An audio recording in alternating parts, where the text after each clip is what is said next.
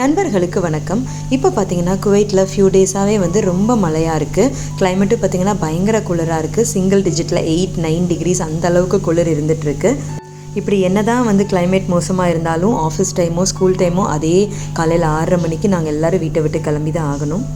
இந்த குளிருக்கு ஸ்கூலுக்கு வந்து எப்படி ரெடி ஆகுறாங்க அப்படின்னு பாருங்கள்.